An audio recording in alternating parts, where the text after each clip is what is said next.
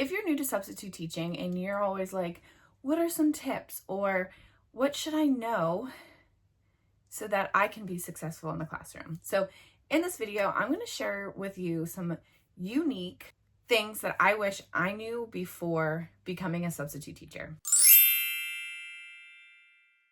So the first thing is, you are not just a sub. You are the glue that holds a classroom together. And this one took me a while to know and understand, but let me explain. I used to downplay my role, but when you think about it, schools literally depend on substitute teachers to keep the day going, to keep the school going. Without us, they're like nothing. So once you start owning that, your confidence will change everything. Every classroom has a different culture, and that's okay. So what works in one room might not work for another, and this could go for something like class management. It could just be the chemistry of the kids in the classroom. It could be what the teacher wants, whatever it is. They're not the same.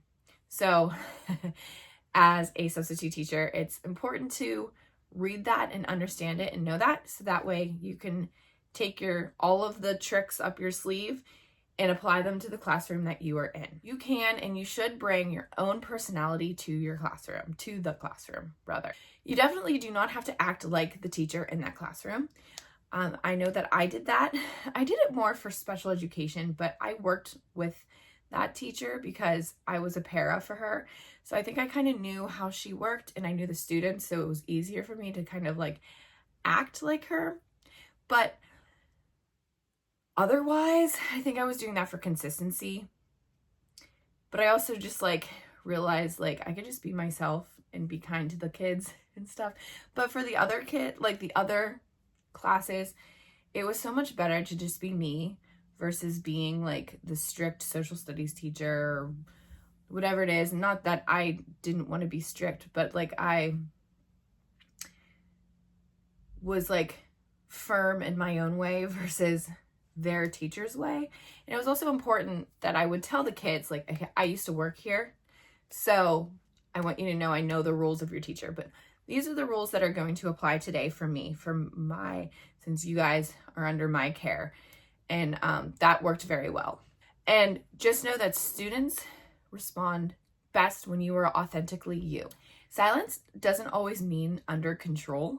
And noise doesn't always mean chaos. Hear me out on this. It took me a long time to realize that when a class is loud, it does not mean that they are bad and they're being like disruptive and whatever. They could just be engaged. You could have them completely engaged in whatever it is that they're doing. Learning sometimes sounds messy, and that's okay. Silence is nice, believe me, but when you know you have a group of students who are doing what they're supposed to be doing, they're passionate and they're ready to learn, eager to learn, and they're loud, and I'm not talking about loud to the point that like all the other teachers like, what's happening in here? I'm just talking about just like louder than like normal, instead of being like, we're not talking at all, or just like just talking. It's hard to explain, but I think you know what I mean. Students test you because they are curious. They're not cruel. This took me a while to get, like a while. But when you think about it, most behaviors tests are not personal. They do want to see your boundaries. So once they see that you're consistent, they relax a little bit and they're like, okay, she's legit. You will learn more teaching by subbing than by textbook. So take it from someone who's been in education before, like in my college years. And I will admit, the field experience that I had, the student teaching that I had, taught me more than opening a textbook about education. And it goes the same way for substitute teaching. Literally, like you could get all the books in the world, textbooks that is, on class management, on inclusion or whatever, but until you see it and you see the classroom and you're like, oh, this is a better way to approach this, and it's more the experience than it is learning about it the hard way. It's like hard, and even teachers say this to this day, like I don't even know I don't even remember what I learned in college, to be honest. It's just got a degree, which is great. And I know that I learned stuff and I'm sure that I apply it, but like the experience is much better than it is going to a class and being like, this is what it's like, because it's not. Things happen, and just once you experience, you learn. You can have your favorite schools and you can still say no. No is a full sentence. Saying yes doesn't mean that you are going to get some success right away. Boundaries are what protects your energy and what makes subbing sustainable. Leaving detailed notes makes you unforgettable.